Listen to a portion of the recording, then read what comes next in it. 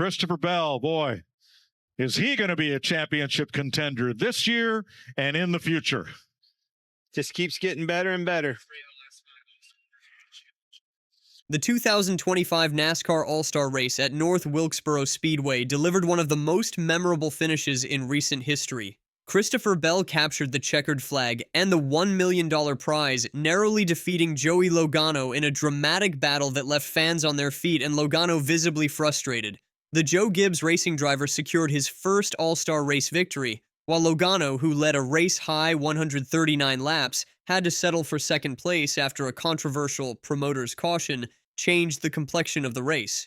The aftermath proved just as compelling as the race itself. Logano's post-race comments revealed his dissatisfaction not only with NASCAR's late-race caution, but also with Bell's aggressive move for the lead. Bell, meanwhile, celebrated his triumph with unbridled enthusiasm while acknowledging the pivotal role his pit crew played in securing the victory. This event marked another chapter in the evolving North Wilkesboro Speedway story, which continued its renaissance in its third year hosting the All-Star event.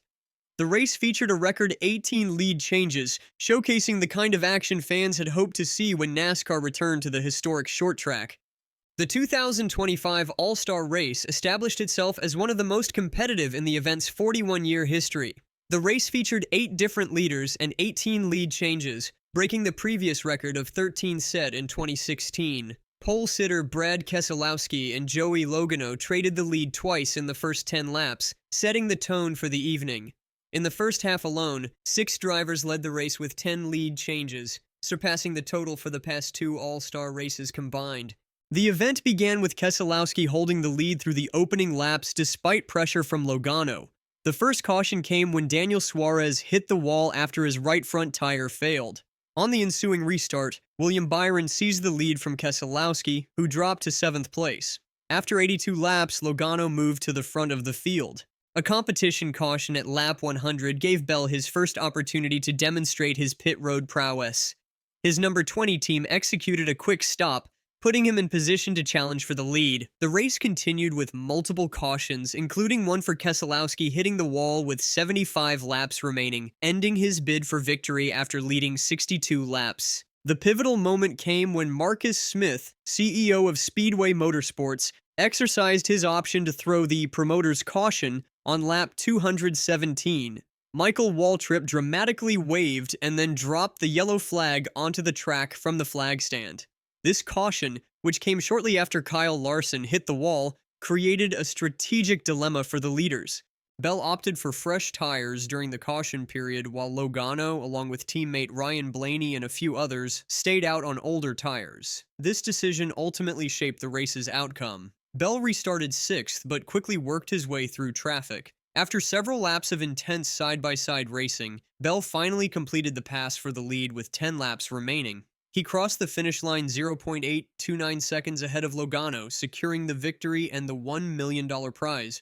Ross Chastain finished 3rd, followed by Alex Bowman and Chase Elliott to complete the top 5. William Byron, Tyler Reddick, Kyle Busch, Chase Briscoe, and Chris Buescher rounded out the top 10. Joey Logano made no attempt to hide his frustration in his post-race interview. Speaking with Fox Sports, the defending All-Star Race winner delivered a blunt assessment of his second-place finish. "I'm glad you had a blast. I'm pissed off right now. Dang it, we had the fastest car. I'm trying to choose my words correctly on the caution situation. I would say I got bit by it, so I'm the one frustrated, obviously." Well, that was a blast to watch. I'm glad you had a blast. I'm pissed off right now. I just, dang it, we had the fastest car. The Shell Penzo Mustang was so fast, and, you know, you get the, I don't know, trying to choose my words correctly on the caution situation, and obviously I got bit by it, so I'm the one frustrated, obviously, but Logano's irritation stemmed primarily from the promoter's caution that bunched the field when he held a comfortable lead. The timing of the caution and the subsequent pit strategy decisions dramatically altered the race's trajectory. I felt like the fall-off wasn't too bad, the sun went down, and we had 6 cars stay out with us, and we thought we could hold them off, but the numbered 20 had a good enough restart to clear too many of them too fast. I couldn't get away in time. It took me 6-7 laps to get my car up and rolling again. Felt like the fall-off wasn't too bad as the sun went down, and we had 6 cars or so stay out with us. I thought maybe we can hold them off, but the 20 had a good enough restart to clear too many of them too fast, and I couldn't get away in time. It took me 6-7 laps to get my car. The Team Penske driver also expressed particular displeasure with Marcus Smith, the CEO of Speedway Motorsports Inc., who controls North Wilkesboro Speedway. The promoter's caution concept, which allowed Smith to throw a caution at his discretion during the race, directly impacted Logano's chances for victory. "Yeah, I'm all about no gimmicks with the caution," Logano said. "I'm all about that. Me and Marcus Smith aren't seeing eye to eye right now, okay? I've got to have a word with him." This reaction represented a notable shift from Logano's pre-race stance. Before the event, he had supported the promoter's caution concept, stating that the All-Star Race presents the opportunity to try things outside of the box. His tune changed considerably after experiencing its effects firsthand. Beyond his frustration with the caution, Logano took issue with Christopher Bell's aggressive pass for the lead. The crucial move occurred with approximately 10 laps remaining, when Bell dove to the inside of Logano and forced him up the track to complete the pass. "I did all I could do to hold him off, and he got under me and released the brake. Gave me no option. He kind of just ran me up into the wall." Get my car up and rolling again, and I did all I could do to hold him off, and he got under me and just released the brake, gave me no option, right? And he kind of just ran me up into the wall. Logano's comments suggested he viewed the move as crossing a line of racing etiquette. He made it clear that had he been able to catch Bell again, he would have responded in kind. "If I could have gotten to him, he was going around after a move like that, but I just couldn't get back to him. Too much to try and make up with the tire deficient." Ran me up into the wall, and if I could have got to him, he was going around after a move like that. I just couldn't get back to him.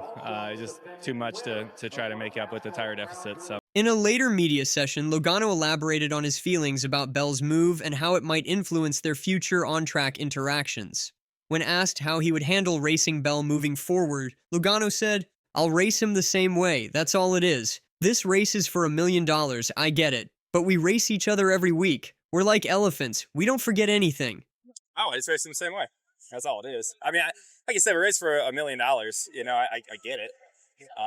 But we race each other every week. And we're like elephants. We don't forget anything. The comment highlighted the potential for this incident to have lasting implications as the NASCAR Cup Series continues its season. Logano, a two-time Cup Series champion known for his aggressive driving style, made it clear that Bell's move had not been forgotten. Logano said this when asked if Bell's move was fair. Sure. He did it good enough that I couldn't get back to him because I was going to show him what fair was. I just couldn't get there. Couldn't get there with the tires, you know, I couldn't get away fast enough. It took me 6-7 laps after that